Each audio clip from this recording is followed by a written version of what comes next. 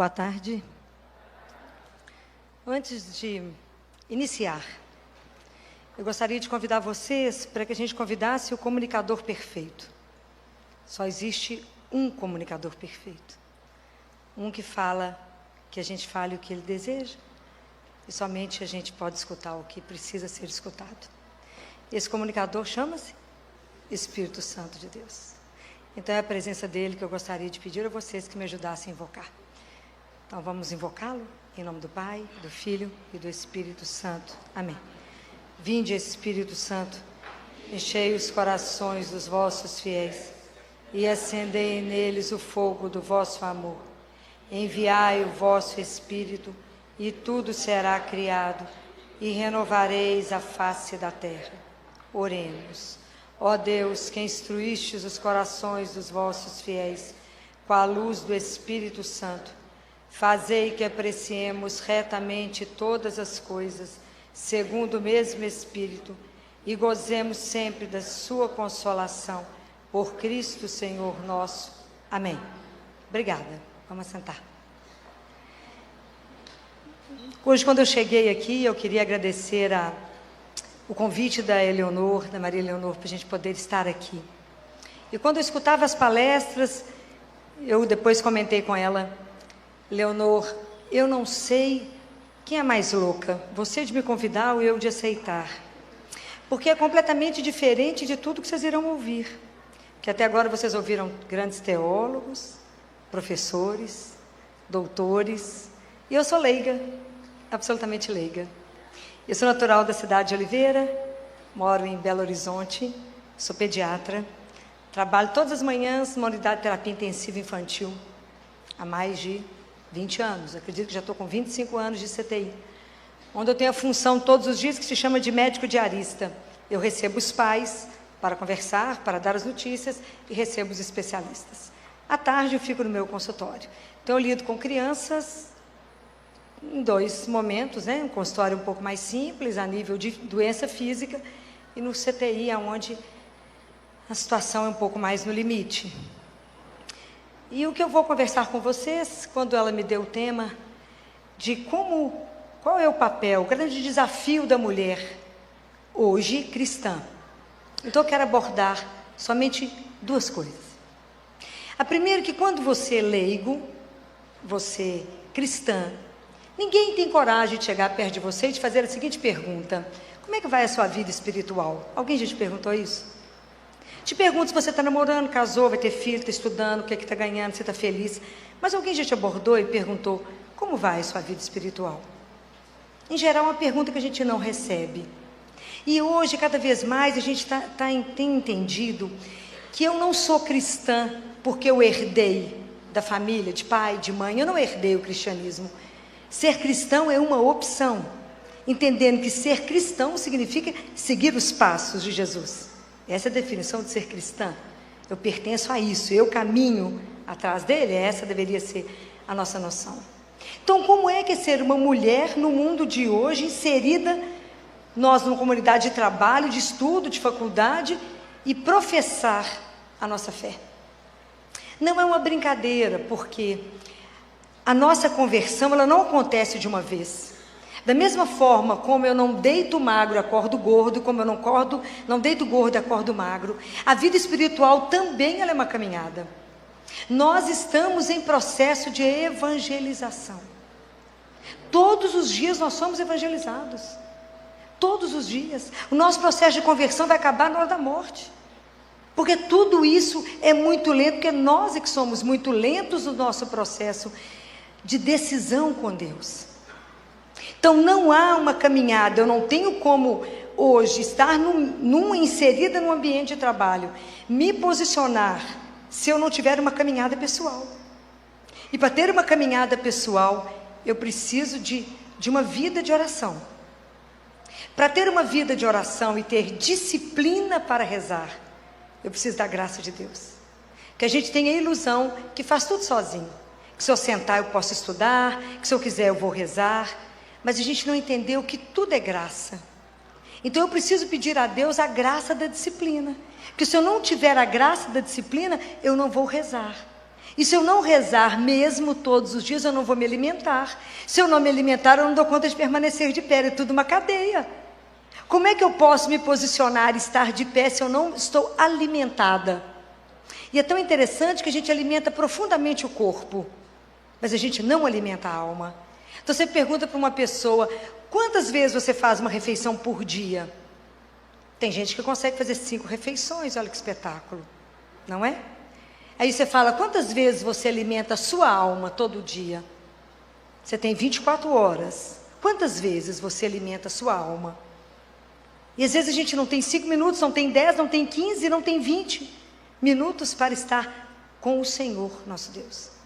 Então, se eu não tenho uma vida nutrida, como é que eu vou dar conta de um mercado onde eu estou, de me posicionar como cristã?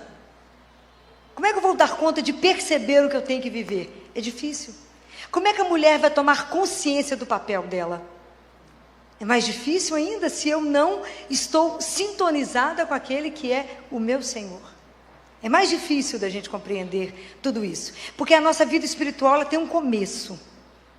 Ela só vai começar no dia que cada um de nós entender essa frase que eu vou dizer. O dia que você falar essa frase para você e você vê o impacto que isso tem pessoal. O dia que você entender, eu sou um filho ou eu sou uma filha de Deus, amado ou amada. O dia que a gente tomar consciência que nós temos uma pertença, que não estamos soltos nesse mundo, que não somos obra de acaso, mas que somos resultado de um amor de Deus. Cada um de nós só existe por um excesso de amor, porque Ele assim sonhou, assim desejou e assim estamos aqui. Se não fosse por desejo dEle, não estaríamos aqui.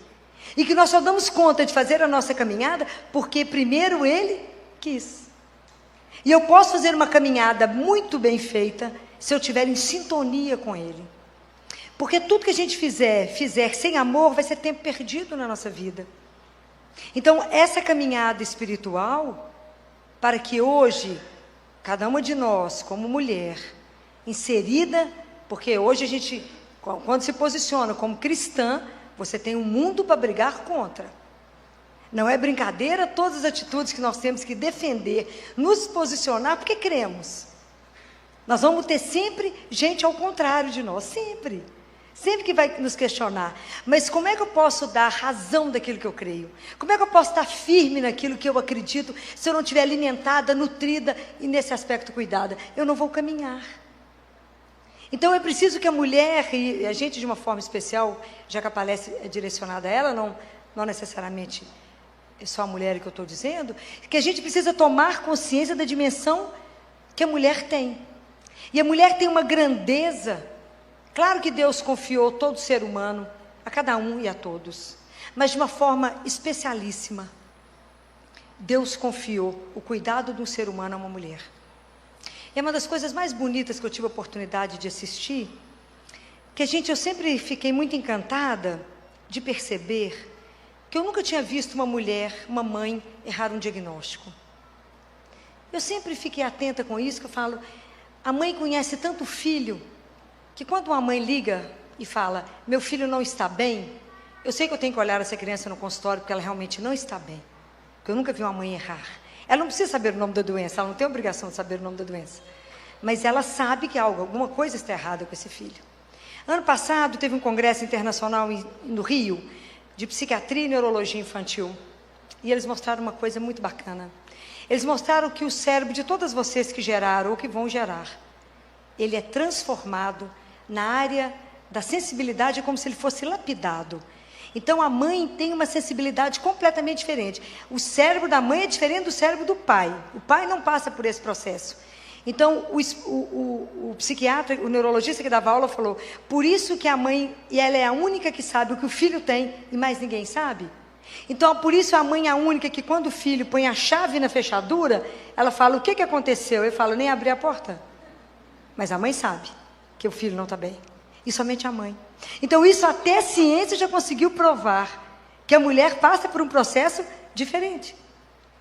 Então, o que falta, às vezes, eu perceber, tudo que eu percebo, que a mulher tome consciência dessa grandeza dela, desse papel especial que ela ocupa. Isso somado à consciência de que a gente tem uma pertença a Deus, isso transforma. Porque a outra coisa que eu quero pontuar, além da consciência pessoal nossa, que nós temos que ter uma vigilância e um desejo mesmo da oração, e que tudo tem que ser por graça de Deus, e sem a graça de Deus nós não fazemos, não caminhamos. Da mesma forma como a gente tem um desejo, quando Deus coloca no coração de uma mulher e de um homem, um desejo de ser pai e mãe. Então, na verdade, Deus convida para ser co-criador. Nós somos co-criadores. A gente não é dono dos filhos. Apesar da gente achar que a gente é dono dos filhos. E os filhos não nos pertencem. Mas eles são entregues para que a gente possa criar. O que eu tenho observado nesses anos todos de pediatria? E que eu acho que isso está sendo responsável por tantas doenças como a gente está percebendo hoje. Doenças não físicas, mas doenças da alma. Né? Nós estamos, nesse século, os teólogos já tinham dito, e a gente está tendo a oportunidade de viver, que nós estamos vivendo o século neuronal. Nós não estamos tendo mais doenças infecciosas, mas doenças psiquiátricas têm crescido profundamente. Então, o que a gente tem observado? Que quando a gente vai ser pai, vai ser mãe, e que deseja ter pai e mãe, você recebe um filho que não é seu. Então, você vai aprender uma lição que é difícil. Eu amo e não possuo. Não me pertence. E eu tenho que criar esse filho para quem? Para Deus. É assim que estão sendo criados? Não. Então, a consciência de que esse menino me foi entregue para criar esse menino ser criado um homem e uma mulher, fazer disso algo inteiro para poder voltar ao Pai. Isso é um desafio que eu não consigo nem imaginar a dimensão dele. E talvez eu acho que hoje os pais, pela rotina que eles têm vivido, pelo tanto que os pais correm, e eu percebo que os pais correm muito para dar para os filhos muitas coisas materiais, mas os pais não estão se dando para os filhos. E isso tem sido um problema muito sério, porque eu dou a matéria, mas eu não me dou. Isso é um distúrbio que a gente não vai conseguir sarar. A ausência de mãe é a raiz, a ausência de amor materno é a raiz de todas as doenças psiquiátricas que nós temos. Então isso é muito sério. Como é que a mulher está conseguindo entender? Porque a mulher ela tem um papel tão decisivo na vida de uma família, que se a mulher for uma mulher de bom gosto, e se tiver casado com um marido que não tem bom gosto, ela consegue pôr a família inteira de bom gosto. Porque a roupa passa pela mão da mulher. Da mesma forma, a família come o que a mãe come. Porque quem faz compra? A mãe. A mulher que faz compra. Então, quem transforma toda uma família? Uma mãe. Como é que você vai evangelizar a sua família? O dia que você já for cristão bastante. O dia que você entender que Deus é o Senhor absoluto da sua casa e da sua vida, você vai introduzir o Senhor como Senhor de dentro da sua casa. Aí sim a família terá tempo de oração. A família poderá desligar uma televisão. A família vai conseguir rezar um terço. A família vai conseguir entronizar a imagem de Jesus dentro do Sagrado Coração, dentro de uma casa, e vão conseguir reunir e rezar. Mas enquanto a mãe não toma isso como verdade, chega em casa, a primeira coisa que a gente vai ligar é a televisão. Porque a gente não dá conta da solidão, a gente não dá conta do silêncio. O silêncio nos incomoda tanto que a gente liga a televisão, telefone, rádio, ainda liga para alguém. Porque nos incomoda.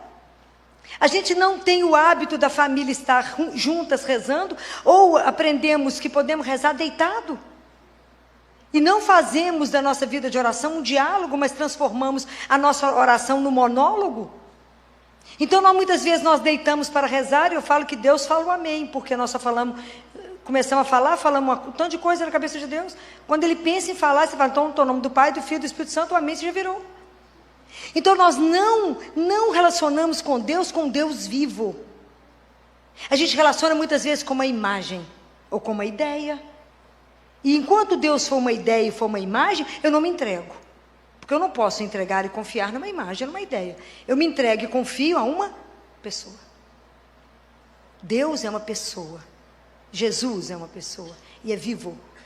Então é esse relacionamento vivo que o dia que você como mãe conseguir viver, você vai transformar a vida da sua família. Porque qual filho não vai querer aproveitar e relacionar com um Deus que é amor e bondade? Qualquer filho. Mas qual filho vai querer relacionar com um Deus que só vai privá-lo das coisas? Então tudo depende da imagem que nós vamos dar para os nossos filhos de quem é Deus. E você só vai dar aquilo que você tiver experimentado. nós não vamos poder passar para o filho uma outra imagem. Esses dias uma mãe com um adolescente no consultório falou, esse menino não vai à igreja. Eu falei, e a senhora vai? Não tenho tempo. Então, o adolescente, ele imita o pai e a mãe. Se vocês não vão, não mostra nada de bom, ele irá? Não irá. Se seu filho nunca te viu ler a palavra de Deus, ele vai ler? Não, não vai. Não vai. Se seu filho nunca te viu de joelho, ele vai. Você vai conseguir alguma coisa? Não, não vai. Não vai. Porque a criança, de pequenininha, ela vê um modelo. E eu brinco com os pais no consultório. O filho, antes de andar, ele tem que aprender a ajoelhar. Mas se a gente não levar isso a sério, a coisa não vai caminhar. Nós estamos vivendo uma sociedade doente. Eu nunca imaginei na minha vida que eu ia ver uma criança de 9 anos tentar o extermínio. Outro dia não conseguimos ajudar uma de 10, que quando eu dei a vaga na UTI, ela chegou morta. Não conseguiu chegar, extermínio? 10 anos. Por que uma criança de 10 anos não quer a vida? Por que não? Quando tem tudo, tem demais. Por que damos tanto e não damos uma única coisa essencial? E eu falo com os pais, por que nós paramos somente no limite do corpo e não damos para o filho e damos a consciência para ele que existe uma alma? Por que nós paramos somente na consciência corporal? E esses meninos não têm essa consciência.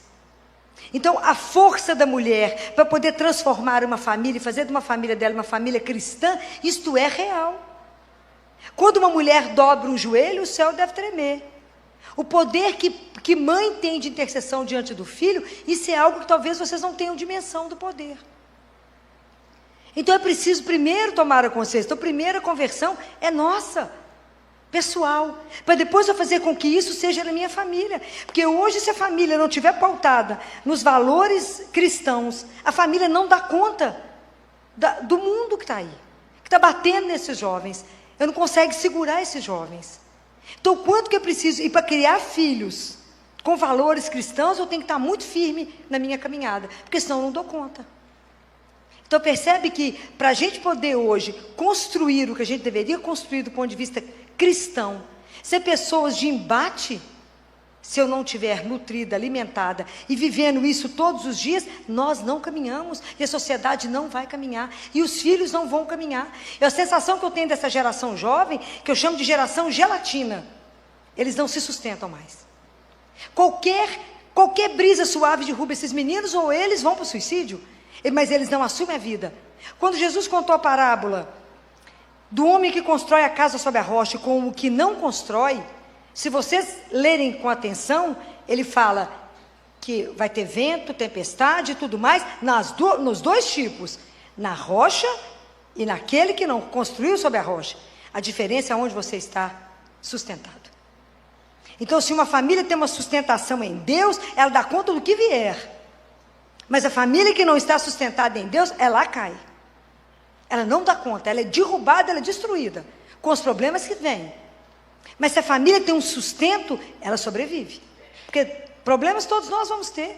A questão é como é que nós vamos olhar para eles, se eles serão oportunidades de crescimento e maturidade da família.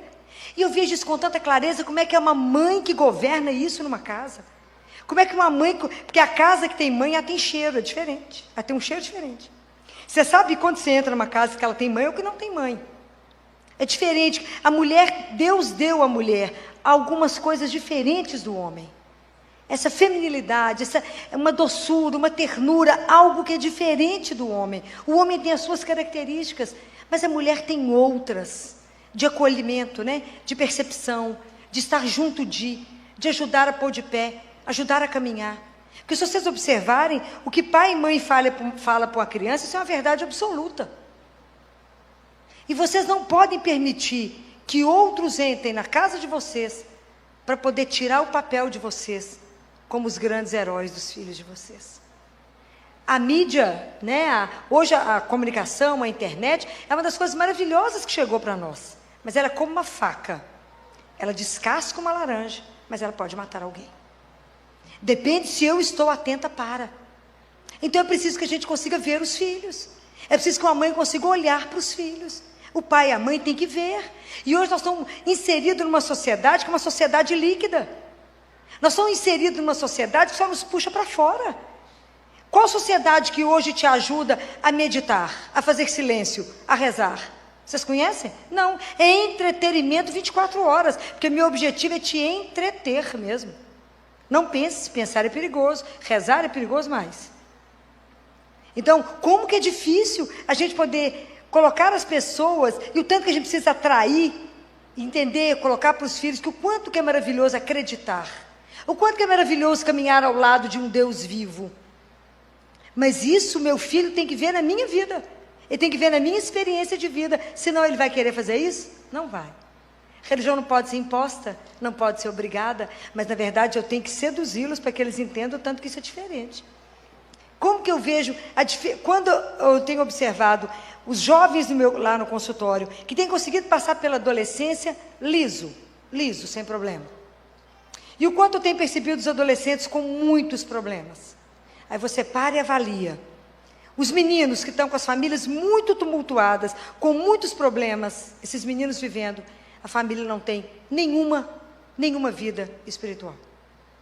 Nenhuma. Outro dia uma adolescente falava comigo, tia Filó, mas eu queria muito entender de Deus. Eu queria muito experimentar, mas a mãe falou que isso é bobagem, que Deus não faz a menor diferença. Que não faz falta crer. Para que crer? Mas eu queria muito, eu falei, meu bem, se eu for te levar para minha casa e te ensinar, eu e sua mãe vamos brigar demais. Mas essa pode ser uma proposta. Se assim você quiser, eu posso te ensinar aquilo que sei. Mas o quanto que isso vai fazer diferença na formação desses meninos? Está fazendo dó. Talvez que vocês não tenham conhecimento, noção do que está acontecendo, mas nós nunca tivemos uma época em Belo Horizonte com tanto suicídio nos jovens. Semana passada foram 2 meninos, um de 15 anos, quando recebeu o primeiro não, pulou do 9º andar. A causa porque a família não queria deixar ele viajar com um desconhecido. Então, eu não discuto, eu pulo do 9º andar. Deixo um pai e uma mãe atordoados sem saber o que fazer. Então, o quanto eu vejo que a oração pode transformar uma família, o quanto eu vejo que o poder da oração pode reestruturar. Quando eu vejo que os adolescentes estão ficando perdidos, as crianças perdidas na mídia, que os meninos hoje nascem, e apesar da Academia Americana de Pediatria, da Sociedade Brasileira de Pediatria, dizer, não deixa a criança ver televisão até 2 anos, dificilmente uma criança antes de 1 ano não tem um iPad. Estou falando mentira? Não estou não. Ela já está batendo o dedinho assim, sabe entrar em tudo. E hoje eu posso contar nos dedos, quantos adolescentes meus, até 12 anos, não viram pornografia pesada. Então, é muito cômodo para um pai, uma mãe, uma criança dentro de casa no computador ou no celular, porque ela está livre de um monte de coisa da rua. Mas nós não sabemos que mundo entrou pelas mãos dela ali dentro de casa. Então, mãe é aquela que tem que estar do lado, sim, uma mãe cristã ainda muito mais. Hoje eu falo com os pais, você dá o celular, que não deveria dar antes de 16 anos, mas se optou por dar, tem que saber senha de filho. Tem que saber a senha do celular dele, tem que saber a senha do computador, sim. Ele só te fala, mas é a minha privacidade. Privacidade é o dia que você pagar por ela. O dia que você tiver apartamento, você pagar tudo. Não adianta mudar e seu pai pagar tudo para você, não. Não vai. É o dia que você se mantiver. Aí sim. Mas os pais estão perdendo a direção e a rédea. Levaram um menino de 14 anos para mim e falaram, ô Filó, o que você falar com esse menino é o que vai ser a resposta. Porque ele nos fez um pedido e eu trouxe ele para você responder. Falei, vocês têm certeza que sou eu que vou dar a resposta final? Sim, você. Tá bom, qual é a pergunta? Não, tia Filó, porque eu pedi para o meu pai, para minha mãe, para liberar o apartamento para me transar. Eu falei, menino, você está com uma roupa tão bonita de grife, né? Quem te deu essa roupa chique? Meu pai. Quem te deu esse iPad? Quem te deu esse iPhone? Tudo chique, esse tênis de marca, chique é. O dia que você pagar por tudo isso que você veste, que você come, que você mora, você compra seu apartamento e faz dele o que você quiser. Na casa do seu pai e de sua mãe. É sim, senhor, e sim, senhora, e respeito a eles. Assim é que a gente caminha. Mas precisa de coragem para isso.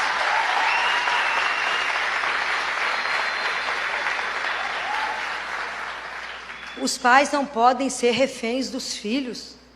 Eu estou com uma mãe de um menino de 16 anos, que ele fala com ela, se você não me der o iPhone novo que saiu, eu vou suicidar. Aí teve lá no consultório, eu falei com ela. A próxima proposta dele, que ele falou que vai suicidar, você fala com ele, então pode suicidar agora, que você está me dando trabalho demais, é bom que já resolve a questão. Filó, você está louca? Não, você tem que parar de ter medo dos filhos. Tem que parar de ter medo. Para de ter medo. Eu tive uma menina, porque a coisa começa de pequena, por isso que a gente tem que ter atenção. A menina de 3 anos, filha única, falou com os pais assim. Os pais corriam muito para almoçar com ela. Ela falou, eu como, mas cada garfada que eu der, vocês têm que dar um salto em volta da mesa. Aí eles levaram essa menina para mim, que acharam que eu tinha que levá-la para um neurologista. Eu falei, não, eu falei com eles, vocês estão dando salto? O pai abaixou a cabeça e falou, estamos, Filó. Eu falei, então, o psiquiatra é para vocês. Não é ela que precisa de neurologista, vocês precisam de um psiquiatra.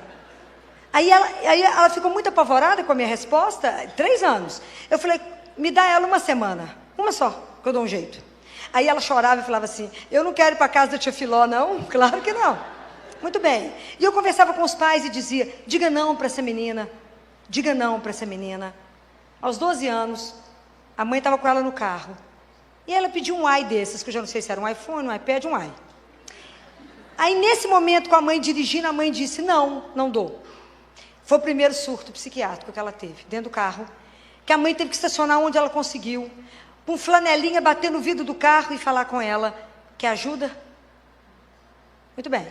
Aí ela começou a tentar autoextermínio, e foi para o psiquiatra, etc. Um dia, numa consulta, ela falou comigo assim, sabia, tia Filó, que eu estou muito cansada dos pais. Estou muito cansada deles, que eles são muito, pegam muito no meu pé, eu estou ficando muito cansada, eu estou escutando. E eu estou louca para morrer, sabe? Porque eu quero ver a cara deles quando eu estiver deitada no caixão. Eu falei com ela, mas eu preciso pontuar para você 2 coisas. A primeira coisa é que pai e mãe também pode cansar dos filhos. Você sabia disso? E que existe uma coisa que chama conselho tutelar. Aí vocês vão para o conselho tutelar, tem um galpão que fica todo mundo esperando ver se alguém quer. Ela já foi regalando os olhos. Existe essa possibilidade. Primeiro. A segunda que eu queria te falar, que eu conheci seus pais antes de você existir. Mentira, eu conheci na primeira semana de vida. Mas eu tinha que dar um impacto nela. E eles eram muito felizes sem você. Então você devia repensar isso. Saiu do meu consultório mansa igual um cordeiro. Porque tem que largar de ser boba. Outro dia uma mãe falou, Filó, eu trouxe essa menina, porque ela chegou com o cabelo no rosto, toda tampada. Parecia aquela menina dos Incríveis, aquele rosto tampado. E ela, Filó, ela não socializa mais com a família, quando tem festa, fica trancada no quarto. Tem o iPhone da última geração, se é 8, se é 10, não sei onde é que a coisa está. Ela falou, eu falei, escutei, falei, quem deu esse telefone? Eu. Quem paga a conta? Eu. Quem dá as regras? Ela. Ué, mas assim tá fácil. Você pagou, você dá as regras. Se ela não agir conforme as regras, ele é meu. Vocês têm medo do filho? Que medo que é esse que vocês estão tendo? É porque não fica junto de ir. Aí ela falou, nós vamos viajar. Eu falei, viaja todo mundo, deixa o celular com a pediatra. Pode viajar em paz. Tem que conversar, pai, mãe e filha, está todo mundo junto. Aí ela voltou da viagem de rabinho de cavalo, o rosto exposto. E o irmão menor falou, tia Filó, eu gosto mais dessa irmã agora. Porque agora ela voltou para dentro de casa. Falei com a mãe, e eu digo para vocês, mães ou futuras mães, tome a rédea da vida da família de vocês, toma posse da família de vocês e cria isso como um dom de Deus. Isso é um presente que vocês vão acertar diante de Deus. Vocês vão apresentar os filhos que vocês criaram. Não deixe o mundo roubar os meninos de vocês. Eu falo com os meus clientes, sabe por que eu sou brava com vocês? Sabe por que eu sou tão chata? E eu assumo a minha chatice? Porque eu amo vocês. E eu não vou perder vocês para o mundo, porque eu tenho que me orgulhar quando eu ver vocês em pé, direito, com orgulho da profissão que vocês assumiram, ou do homem ou mulher que vocês se tornaram. Mas coisa meia boca nesse consultório não fica. Vocês vão aprender de um jeito ou do outro, como é que a vida cursa.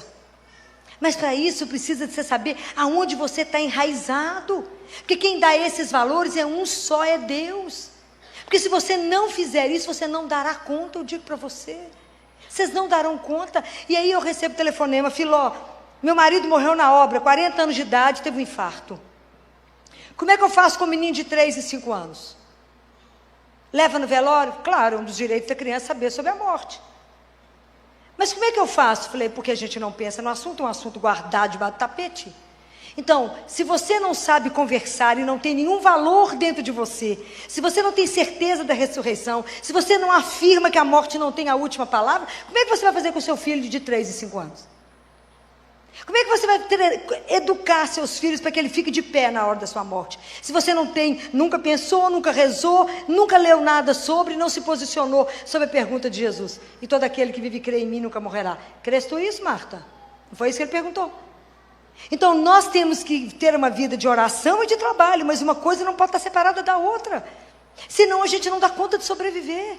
Senão a gente não dá conta de ser o cristão que deveria ser. Mas eu vou repetir para vocês, tudo tem que ser graça. Há muitos anos, que eu estou dentro da terapia intensiva, lidar com a morte todos os dias, ela não é uma brincadeira. Lidar com o sofrimento de criança não é brincadeira. Não é brincadeira, ver dor todo dia, morte quase todo dia. Não é brincadeira. Então eu conversei com Jesus e pedi a Ele, durante uma consagração, quando o padre levou a hóstia, eu falei, Jesus, aproveitando a sua santíssima presença, eu preciso de uma graça. Eu preciso da Eucaristia diária. Eu preciso que o Senhor me dê a graça de ir, antes de ir para o hospital, receber a Eucaristia. Porque eu preciso. O Senhor não precisa de mim, não. Mas eu não consigo sobreviver se o Senhor não estiver do meu lado. E eu falei com ele, e tem que ser perto do hospital, porque eu não posso atrasar, eu bato ponto às 7 da manhã. Eu bato ponto. Então só tenho que me arrumar um padre super animado, eu tenho que começar o dia bem cedo. Eu preciso agora, e tem que estar no caminho da Santa Casa, poucas coisas, mas o Senhor é Deus, sabe de tudo, é fácil. E o Senhor manda um recado que eu estou esperando. E assim Ele mandou. Na segunda-feira nada, de noite quando eu fui rezar, eu falei com ele, eu fiquei te esperando o dia inteiro, e o Senhor não falou nada até agora. Aí na terça eu tinha um grupo de oração, que ainda continuou na terça. Quando eu fechava a capela, chegou uma senhora perto de mim, que nunca mais voltou ao grupo. E falou comigo, senhora doutora Filó, a senhora sabe que tem missa no Colégio Arnaldo todo dia, 7h30 da manhã? 6h30 da manhã? Abracei ela demais, beijava ela demais. Ela falou, que é isso? Eu falei, não é você que eu estou beijando, não, é aquele que habita no sei, que às vezes você não sabe. É o Senhor, é Ele mesmo, que me deu a chance de passar na igreja antes de estar com Ele. Antes, primeiro eu comungo, primeiro eu posso me alimentar, para que depois eu possa sustentar uma mãe, um pai ou uma criança para morrer. Então, se eu não fizer isto antes, eu não dou conta. Porque eu convivo com, imagina, há muitos anos atrás, o meu chefe me chamou e falou, Filó, eu queria te lembrar que CTI só tem ciência. Eu falei, sim senhor. Eu esperava ele ir embora e fazia o que eu precisava. Até agora que ele já não mais me proíbe, então agora ele já aceita que eu batizo as crianças na hora da morte. Porque como é que eu vou permitir uma criança morrer pagã? Não permito. Depois eu descubro qual é a religião da família, se a família tem alguma religião. Um só Deus, um só batismo, não é assim? Não está escrito? Então não importa. Então batizo todos, então agora já tem água benta no CTI. E é tão bonitinho que isso é uma semente que vai sendo colocada, porque um dia eu estava no consultório trabalhando, uma residente me ligou, Filó, nós estamos atendendo uma parada. Eu falei, por que você está no telefone? Não, Filó, porque tem um tanto de gente, mas eu estou te ligando para você me ensinar como é que batiza. Eu falei, que espetáculo, então vocês já aprenderam que tem que batizar, essa é a coisa mais importante, se o menino voltar, Deus é que sabe, mas batiza. Poder ver os sacramentos atuar, poder mostrar para as pessoas e dizer, isso é real. A gente lida com um Deus que é vivo. E se a gente luta pela vida, o trabalho é pesado. Porque quando você entra, e eu creio, que lá dentro do hospital a gente está lutando pela vida, por isso eu creio num Deus que é vivo e que luta junto conosco pela vida. Por isso a gente não luta contra homens. Por isso, se eu não me alimentar, eu não dou conta. E tudo é graça que eu estou dizendo para vocês. Eu não comungo todo dia porque eu sou bonitinha, porque eu ajoelhei e pedi. Porque eu digo para vocês, o joelho vai te levar onde seus pés nunca irão. Mas o joelho vai te levar. Então quando eu pedi para Nossa Senhora, me dá graça, porque eu rezava um rosário sozinha por dia, 1h30 de joelho. E a vida vai nos apertando, vai nos apertando. Às vezes eu trabalho 12, 13, 14 horas no dia. Eu falei com ela, eu preciso de conseguir rezar o terço todo dia. Eu preciso de 1 hora. 4h30 da manhã eu estou de pé. Acendo minhas velas, meu marido que eu vou pôr fogo na casa qualquer dia. Mas rezo o meu terço, é fácil? Não, é a graça da disciplina que eu pedi. E aí eu preciso, mas também sou casada, então eu não posso só viver disso, tem que antes sair de casa, deixar a casa, comida do marido pronto, café arrumado, pão de queijo assado, pão assado, tudo pronto, a mesa posta, porque eu vou rezar, eu tenho que sair mais cedo porque eu preciso da missa. E eu vou para o CTI, aí só Deus sabe, volto para o almoço. Mas já aprendi que entre sair do CTI, chegar em casa e começar o consultório, eu tenho que ajoelhar, eu tenho que rezar, eu tenho que renovar minha força no único que renova. Porque eu preciso de sabedoria para de tarde, porque tudo é diferente. E só Ele é Deus, só Ele é o Senhor, só Ele pode me usar, só Ele pode fazer de mim o que Ele quiser, mas somente Ele. Mas eu preciso de me abrir a graça, senão ela não acontece. Então, eu pedir a Ele, me dá a graça. Eu preciso da sua presença, eu preciso que o Senhor coloque seus anjos lá, eu preciso que o Senhor me ajude a falar com uma mãe, e ela me entender, e ela falar e eu entender, porque minha missão é aliviar a dor e o sofrimento, é essa a missão que o Senhor me deu. Então me ajuda a fazer isso, me ajuda a olhar e enxergar o que eu preciso enxergar. Falei com ele, igual está escrito lá em Apocalipse capítulo 3, existe um colírio que a gente precisa dele, esse colírio é o próprio Jesus.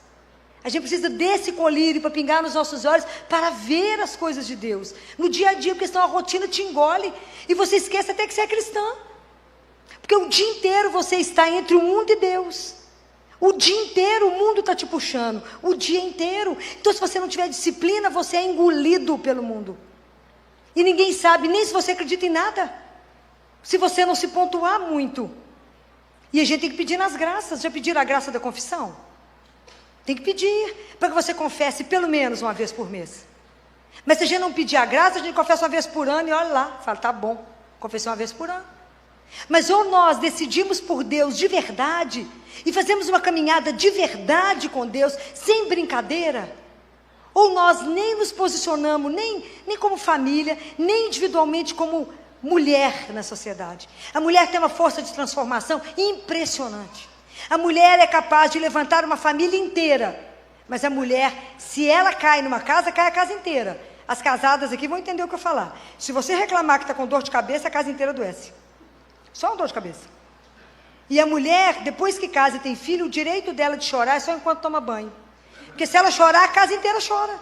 Fala, mãe, se eu reclamar de dor de cabeça, vai falar assim, mas já melhorou? Fala, mas não acabei nem de engolir, ainda está no esôfago. Como é que já melhorou? Então tem que tomar escondido para ninguém perceber. Porque a mulher, é impressionante o que ela é capaz de fazer. Quantos casos que uma mulher ergueu uma família pela força? Então, o quanto que a gente precisa recuperar isso? Mas eu compreendo que tudo isso, a gente vive se tivermos a graça de Deus. Somente isso. E aí eu queria dividir com vocês uma coisa, que é uma experiência forte demais, que é Maria. Nós precisamos de aprender tanta coisa com a Nossa Senhora. E uma delas é a graça de estar centrada em Deus. Nossa Senhora não se dispersou. Ela era centrada em Deus. Então eu peço tanto a ela essa graça. Fala com ela, não me deixe dispersar. Não me deixe tirar os olhos da cruz. Não me deixe tirar os olhos de Jesus em cada coisa que eu tiver que fazer. Porque a gente tem que aprender que a gente é tão dependente de Deus, que tudo que você fizer, que você não pediu opinião a Ele, você errou. Em geral, erra mesmo. O quanto que a gente precisa de estar atento, o que é que Deus quer que eu faça nesse momento? Porque se eu não estiver atento, eu faço aquilo que eu quero. O Papa Francisco, nesse último, que ele soltou agora sobre santidade, um documento, ele fala que quando a gente chegar diante de Deus, nós vamos entregar para Ele as nossas mãos vazias, porque na verdade todas as nossas obras estão manchadas. Então, o quanto que a gente precisa pedir a Ele, a Deus, essa graça. E em Maria, em especial, a graça. De que ela nos ajude nessa nossa caminhada. Que ela nos ajude, nos dê a força que ela teve. A coragem que ela teve. E eu falo uma coisa com as mães. Tantos casos difíceis, não é? Tantos casos. E às vezes a mãe desorientada com 3, 4 filhos e fala com elas, posso te ensinar que para mim é um grande segredo? Qual é, doutora? Convida a Nossa Senhora para te ajudar a criar cada filho. Como é que eu faço isso? Faz uma proposta para ela, fala assim, vamos criar esses meninos de meia? A gente cria os meninos de meia. Como? Você reza 1/3 para cada filho. Filó, mas se está difícil rezar 1/3, eu conheço uma senhora que reza 12. 1 para cada filha, já tem 3 sacerdotes. Então, é possível, mas tudo depende da graça. Da graça de Deus. Porque nós acabamos perdendo tempo com tanto de coisa. e não usamos aqui para aquilo que é essencial, que é o Senhor. Então, o dia que nós tomarmos consciência que temos uma pertença, pertencemos a Deus, que somos dele, absolutamente dele, e que temos uma da grandeza, né? Das coisas que Deus nos deu, é o cuidado do outro, no cuidar do outro, para fazer o outro inteiro. Nós vamos saber que nós precisamos demais de pedir a Ele essa ajuda, e pedir a uma mãe, a uma mulher, que nos socorra, que nos ajude na graça. Quantas vezes eu falo com as famílias, dobre o joelho, e chame por uma que pode transformar. Quantas vezes? Uma cliente chegou no meu consultório, com um bebê de dias, e um neném de 2 aninhos, e chorando. Falei, por que você está chorando? É a queda dos hormônios, você está chorando? Não, Filó, meu marido foi transferido. Ah, mas volta. Ah, Filó, é multinacional, e eles falaram que só daqui a 2 anos para ter a transferência. Eu disse, mas isso é para os homens, nós temos Deus. E as pessoas acham que a gente é louco, né? É Deus, a gente tem Deus. Ela falou, mas para ele voltar para cá, alguém tem que ser demitido. Falei, meu bem, Deus é pai de todos. Ele conhece todos. Então, Ele nunca vai amar um filho em detrimento do outro. O amor de Deus é universal, mas Ele é pessoal. Deus nos ama pessoalmente. Então, Ele não vai prejudicar um filho em função do outro. Então, nós vamos pedir a intercessão de uma pessoa, de uma mulher poderosa. É Maria. Então, reze o terço, todo dia. Entregue isso para ela, fala com ela. Nós somos uma família, estamos separados. Nos ajude a estar juntos. E aí, na semana seguinte, ela voltou com a mãe dela e as crianças, e chorando. Falava, mas você não parou de chorar ainda? Você não confiou no que eu estou te dizendo? Não, mas eu estou rezando. Então, já é um sinal. Já está rezando, já está bom. Deus vai secando essas lágrimas, não é? E aí, na outra semana, quando ela voltou, porque no primeiro mês eu acompanho por semana, quando ela voltou na outra semana, eu disse a ela, o marido estava junto, falei, conseguiu folga, né? Porque está aqui hoje.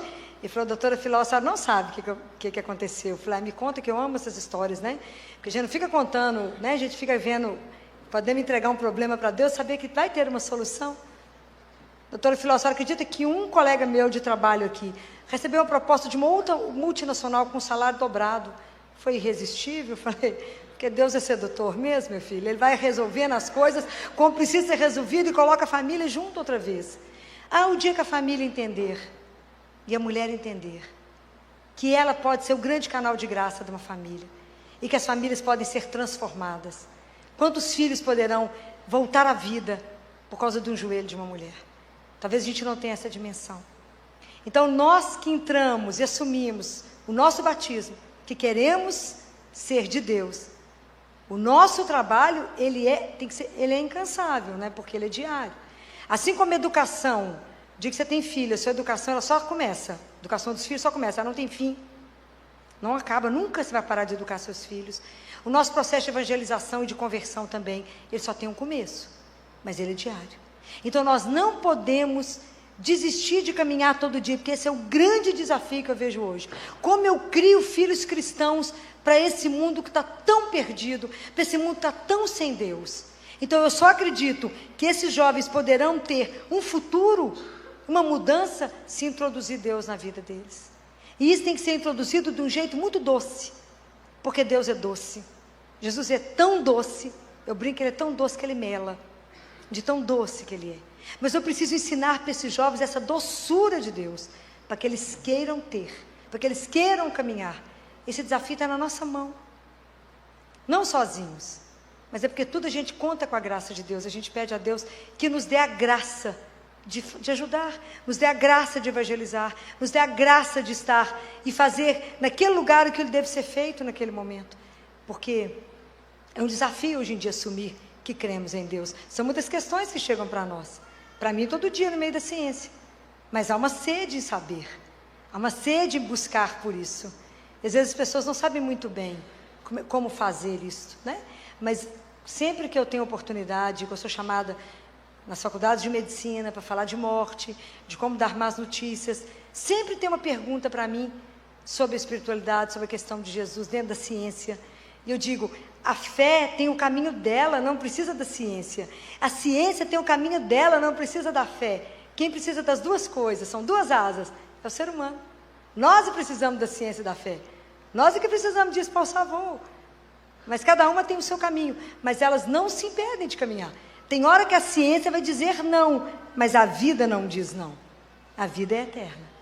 Então, nós só damos conta de sustentar todas essas questões que vão nos levantar, só dá conta de nos posicionar como mulheres e mulheres de Deus, se a gente fizer uma caminhada, primeiro, de oração e de disciplina com as coisas de Deus. E é isso que eu queria deixar para vocês. Que essa caminhada, ela é possível. É possível a gente caminhar. Porque se a gente pedir a Deus, Ele nunca deixará de nos atender com uma graça. Principalmente quando a gente quer estudar a palavra, quando eu quero ler mais, quando eu quero me disciplinar. Deus não nega. Basta a gente querer, porque Ele não nos obriga. Você tem algo maravilhoso, chama-se a liberdade com que Deus nos fez, né? A liberdade com que Ele nos sustenta. Então vamos pedir a Ele, né? Se Ele nos fez mulheres, nesse mundo que está um mundo mais difícil, vamos pedir a Ele que nos dê a graça. Fala com Ele, a santidade nos é oferecida todos os dias como possibilidade. E se a gente não se posicionar, a gente nega a santidade todos os dias. E santidade é aprender a viver a vontade de Deus. Qual é a vontade de Deus? É viver o amor. Nas menores coisas, guardem isso. Tudo que vocês fizerem com amor, será revertido. Tudo que é feito sem amor, foi tempo perdido. Então que Deus nos dê a graça de conseguir compreender isso. E nos dê a graça de termos a coragem de assumir aquilo que um dia a gente professou. Que a gente crê em Deus, que é Pai, no seu Filho Jesus, no Espírito que nos renova e nos sustenta a cada dia. Porque Ele tem que ser a viga que nos põe de pé e que nos ajuda a caminhar. Meio dos embates todos que nós vamos ter. Quem é que é o nosso sustento? É um só. É Deus. E eu queria, para terminar, dizer só uma coisa. Acreditar em Jesus tem que ter uma marca. A marca da alegria. Cristão não pode ser triste. Essa é a grande sedução. Né? Não pode ser como eu vejo as pessoas chegando, às vezes lá no consultório, ou lá no CTI, o pessoal se arrastando. Eu falo, tudo bem, gente, estamos indo. Eu falo, para onde vocês estão indo? Por que vocês estão arrastando esse peso nas pernas? Cadê a leveza? Mas não tem a leveza do crer. E quando os residentes falam, Filó, mas como que você pode chegar nesse CTI tão animada? Animada, de salto, a gente sabe que você dorme tão pouco. Eu falo que vocês não sabem com que homem eu encontrei agora. Que vocês não sabem de que eu me alimentei agora. Que vocês não sabem que eu recebi um homem vivo. Isso que vocês ainda não entenderam, que eu recebo um corpo, um sangue, uma alma, uma divindade. Vocês ainda não entenderam, isso é um mistério dos mistérios. Um Deus que nos ama tanto, cuida tanto, que alimenta o filho que sabe que já não dá conta da caminhada.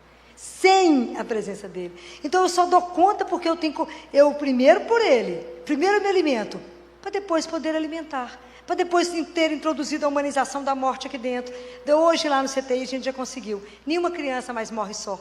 As crianças morrem no colo dos pais. Se os pais não dão conta de chegar, morre no meu, ou de qualquer outro profissional que estiver lá. Mas é proibido morrer só. Morre de mão dada. A gente vai fazendo transfusão de serenidade. Canto com eles, rezo, porque todo anjo só tem um destino. O céu, a casa do Pai. Então, ter coragem de fazer isso de pé lá, só por uma razão.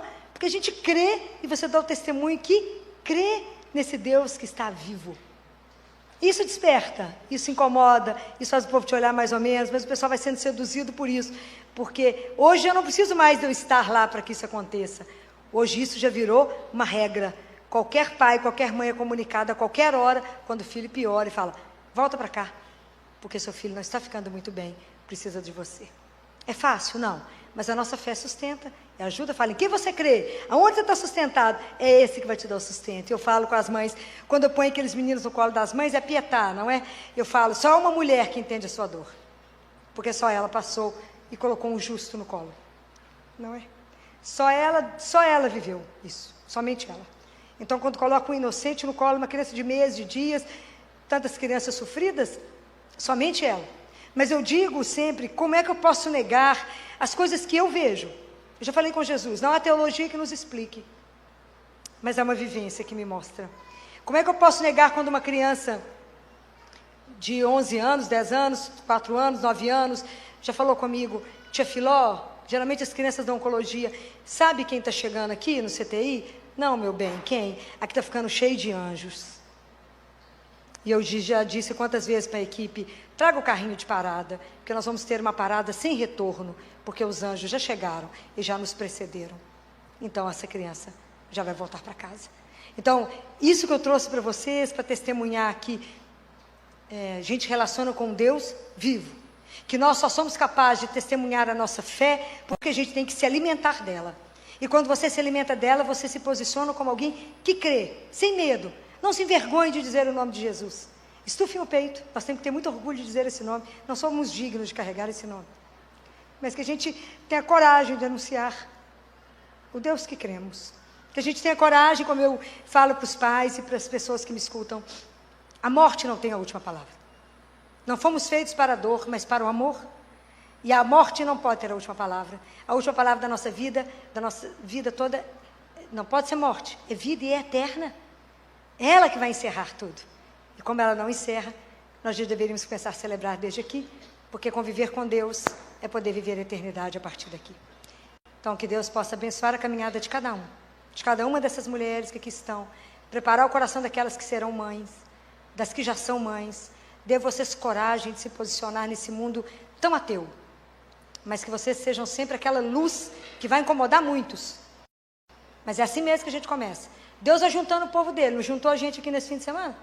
Ele vai juntando os filhos dele, para que a gente ainda forme um grande exército, para que quem vá à frente nos conduza até a casa do Pai, seja o nosso grande São Miguel. Então, eu agradeço a oportunidade de estar aqui e agradeço a delicadeza de terem me ouvido. Muito obrigada.